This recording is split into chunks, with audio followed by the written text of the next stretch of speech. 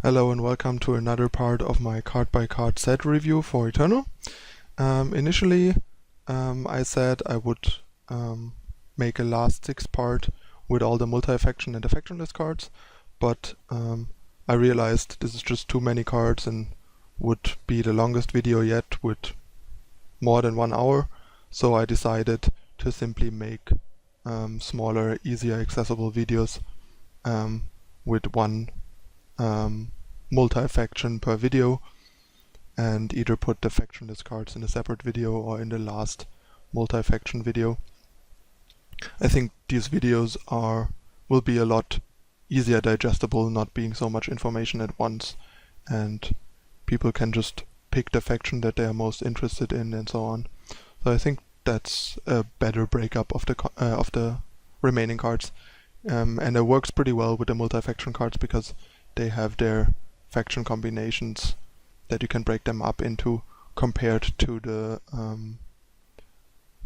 single factions before, where you basically would have to just break the factions in half somewhere in the middle, where there's no clear break or anything. You just have to basically stop at a certain casting cost and do the rest of the more expensive cards in a second part video and stuff like that. So I didn't want to do that. But here this is a nice fit, so I will do it like that. So expect the remaining multi-faction combinations to come one per day in the next days. Today we're gonna focus on Rakano as the first faction combination. It's Fire Justice.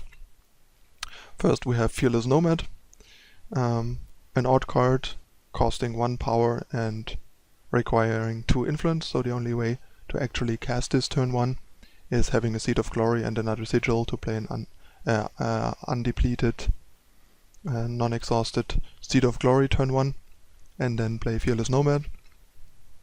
And that's where the problem begins. Basically, in Limited, that will rarely be the case, making this basically a 1 mana 2+ drop, and the 3/1 Overwhelm gets a lot worse, a lot quicker, because there's plenty of 1 damage things and 1 power units, 1 attack units that can trade with this profitably, or things like the 3 power Shadow Acolyte that gives -1/-1 and so on.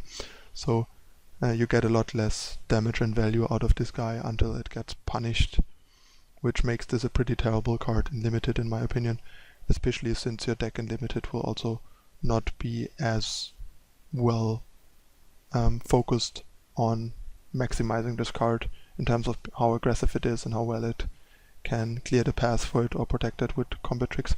In Constructed it's a bit of a different story.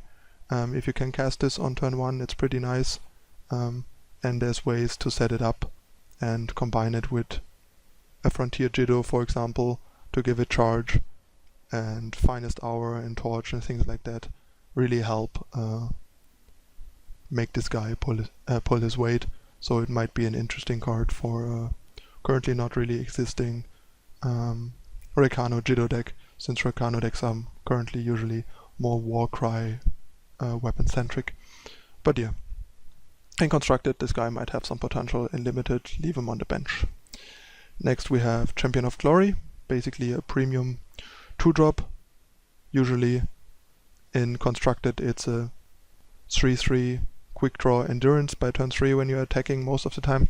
Sometimes even on turn 2 if you have double Seed of Glory, for example, or Seed of Glory into a 1-drop and then Rakano banner into Champion. Great card. The only downside is that it's very vulnerable to silence effects like Valkyrie Enforcer, turning it into a 1/1. And in Limited, while it takes a little longer usually to turn it into a 3/3 quick draw endurance, it's still a premium 2-drop. Just be aware the fact that it requires influence of 2 different factions limits you significantly. So if it turns out one of the 2 factions is not open and you pick this guy early, feel free to abandon it. Don't hang on to it too much and sabotage your own draft just because you want to play this Champion of Glory that you picked early. Next we have Rakano Artisan, another 2-drop 2 power to 1. This time's very different. Goes more into controlling decks, for example constructed into Rakano plus Shadow Armory. The more relic weapons your deck has, the better the guy gets, which is basically what Armory does. It's a ton of relic weapons, so this guy is the perfect fit, and also a decent blocker against aggressive decks early on, trades with their 1 and 2 drops, while making your relic weapons better removal and gain you more life later on. In limited, same basically, 2-1 trades with most 1 and 2 drops, and if you have a couple of good relic weapons in your deck, you get some nice value out of the trigger. So the more relic weapons you have, and the more you need a 2-drop, the better this guy is. Next we have Crownwatch Deserter. In limited, she's a great 3-drop. 3/3 for 3 is pretty decent, and Warcry is, as we all know, a really strong ability, a really strong battle skill. Although I think the more expensive the units get, the worse Warcry gets on them, simply because you get less Warcry triggers out of them, and it takes longer until you get the units deployed that are enhanced by their Warcry trigger. So keep that in mind when evaluating Warcry. And in Constructed, this is usually a bit too weak as a 3-drop, but I've seen people like JPEG run this in their Rakano aggro deck as a second 3-drop, although I'm not the biggest fan of it, to be honest, just because a 3/3 for 3 is just a bit too underwhelming and Constructed, and there's better cards I rather put in my deck and be fine with just Valkyrie Enforcer as a 3-drop. I'll talk about that later in my Rakano aggro deck tech that I'm gonna do at some point. Next we have Aijin Imperial Armor. 3/2 for 3. First of all, it's not too exciting in terms of stats. Pretty restricted by requiring very specific influence in order to be cast. Not that big of a deal in Constructed usually. In Limited this can be a bit trickier to cast on turn 3. But in Constructed this is usually a bit too vulnerable and slow. Trades with 1 and 2 drops in combat. The ability is pretty slow. You have to exhaust Aijin herself and spend your entire force turn, although spending your force turn for putting a 4/4 weapon on a unit is not a big deal. So basically in Limited this is an incredible bomb that easily wins the game if it's unanswered. In Constructed it's kind of too slow and weak in terms of stats for the Rakano aggro deck usually, but maybe if there is a good Rakano mid-range deck at some point, this might be an appealing card to get value and advantage in the mid-game in a standoff. Next we have Sword of Icaria. Basically just a premium relic weapon in both formats. Goes in all kinds of decks that have the influence to play it. And great pickup in Limited, very good removal, and in Constructed the same, a staple in aggro and control decks with Rakano influence alike. Next we have Battle Blur Centaur. 2/5, no Warcry, endurance charge for 4 is very confused stats for Constructed, nothing you ever want to put in a Constructed deck, I think. In Limited it is decent, simply because it's a really good weapon carrier, thanks to the endurance and the high toughness, the high health. You can just slap a good weapon on this, and then this will dominate the board by attacking each turn and making it really hard for the opponent to swing back basically. And the high health makes it hard for the opponent to efficiently multi-block it to kill it without losing multiple units in the process and risk getting blown out by removal or combat tricks. A decent 4-drop I would say, not a high pick but a solid 4-drop if you need some 4-drops for your draft deck. Next we have Longhorn Sergeant. This is basically, in my opinion, a bit better version of Battleblower Centaur. Still not a Constructed card. 2/4 Warcry 4/4 is definitely way too confused and reactive in my opinion for Constructed deck.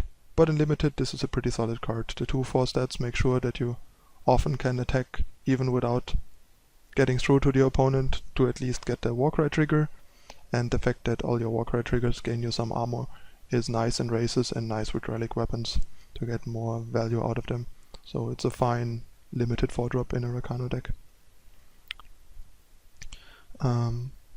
Next we have Navani Warsinger. First of all, 4/4/4, pretty solid stats, especially in combination with Warcry, and the fact that the Warcry affects everything in your deck rather than the top card in your deck makes the Warcry really powerful. It's basically a bomb in limited. 4/4/4 is already pretty good in limited, and the Warcry affecting everything lets her get out of hand really quickly. If she attacked once or twice, that should easily snowball the game in your favor. In Constructed, she might be interesting. 4/4 has some issues in terms of being outclassed as a 4-drop, but you have ways to pump her and enhance her with weapons usually.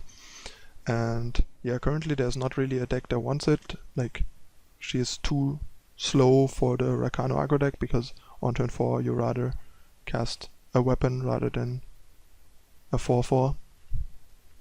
But maybe there will be a solid Rakano midrange deck at some point where this can easily generate the midrange advantage that you need to overwhelm your opponent, making all the cards in your deck so much more high impact and being a pretty solid 4-drop threat on her own. Next we have Renegade Valkyrie, clearly not a constructed card with those costs and stat and everything, but in limited this is a pretty solid card. A 4-power 2/2 flyer in that color combination with the amount of weapons that you have access to is already pretty decent, and the fact that the second power comes from double damage makes her even better with weapon. It's a pretty good Rakano 4-drop in my opinion if you have a couple of weapons to enhance her. Next we have Righteous Fury. Great card in Constructed recently, pairs really well with weapons and quick draw in the Rakano aggro deck to generate huge tempo swings in terms of races, and making sure that you don't get killed on the backswing or burned out, for example, and also generates huge blowouts in combat with bigger quick draw units. Like you have a 5/5 Rakano Outlaw with a Hammer of Might. The opponent sets up a multi-unit block to try and kill it even through the quick draw, then you just cast this and they are completely blown out and lose the game, for example. Just a really powerful card. In limited it's also pretty good. I think it's a little weaker than in Constructed because you cannot build your deck as much to take maximum advantage of it, but the effect itself has potentially even more impact in less streamlined, in games between less streamlined decks. So also a really good card in limited. Next we have Rise to the Challenge. Card is a bit weird, it's very slow. Investing 4 power for basically no effect that impacts the board is tempo wise risky. Basically have to make sure that you're well stabilized when you cast this, otherwise spending your fourth turn doing nothing will easily cost you the game. To make up for the loss in tempo, you get some extra attack on the unit or weapon that you search for, which can be really nice. This is definitely more of a constructed card in my opinion, since you can pair it with cards like Starsteel Daisho, Auric Runehammer, or Icaria, for example, to get maximum value out of the +2 attack. Especially on Auric Runehammer and Starsteel Daisho, the extra attack is really great, making these weapons even more dominating and powerful than they already are. But yeah, the card is really slow, so your deck has to be defensive enough to take advantage of it, and in limited needs a couple of good targets to tutor for and be defensive enough in order to warrant putting this in your deck, since 4 after all is a lot of power for a card that has no impact on the board.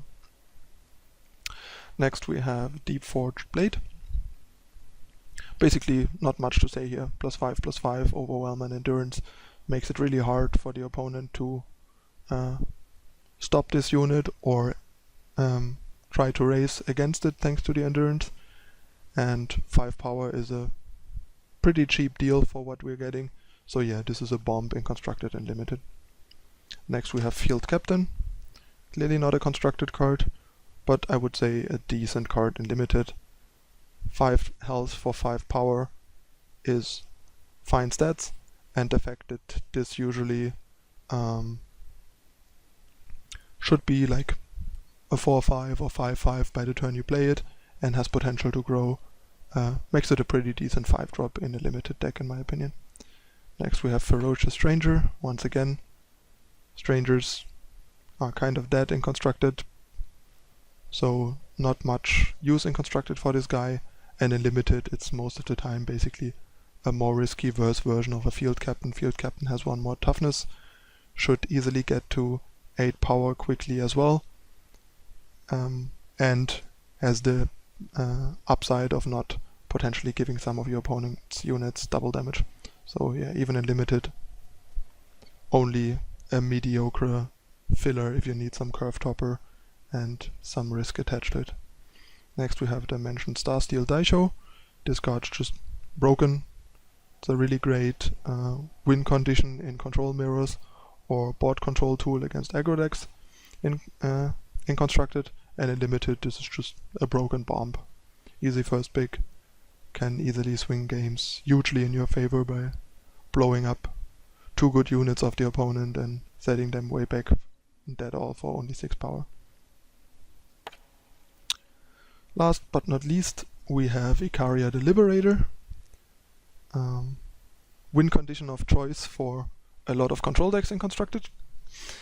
7 power, very restrictive influence.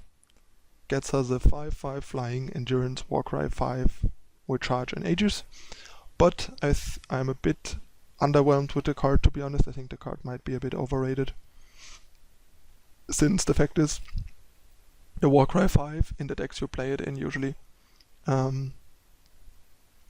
might take quite some time to show up, because there's only a couple of relic weapons and very few units in your deck, so it can take turns until you actually get to the card that got the Warcry 5, so that might not even like impact the game before it's over in either way. So that Warcry 5 is a very theoretical advantage half the time also. And the Aegis is worse than it seems, I think, since your control deck you have very few targets for removal, and decks in this game usually have quite a bunch of removal, so your opponent probably has a couple of cards that can break the Aegis and at least 1 card that can kill Icaria sitting in his hand waiting for her. So a lot of the time you will only get 1 swing in and then she dies. So yeah, the card still is one of the better options currently for control decks to finish the game, but I am a bit underwhelmed with the card and would try to see if I could find a control deck, if I would be interested in building a control deck that has, I don't know, more efficient, more reliable ways to end the game than a 7 power 5-5. And in limited, this card is clearly a bomb.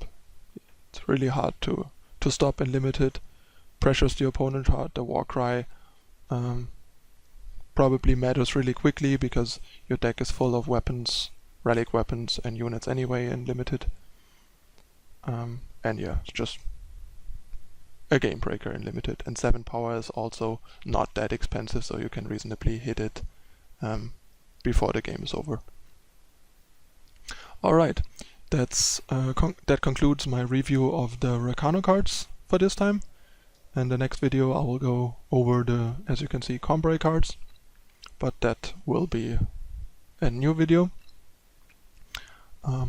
As usual, if you learned anything from this, found it interesting and or enjoyed it, please like and subscribe to help me reach more people with this. And other than that, if you have any questions or remarks for this video or the future, let me know in the comments. And if you disagree with any of my assessments, feel free to discuss that in the comments. I'm always open to discussion of these things. I'm simply putting my opinions, my thoughts out there, and don't claim for them to be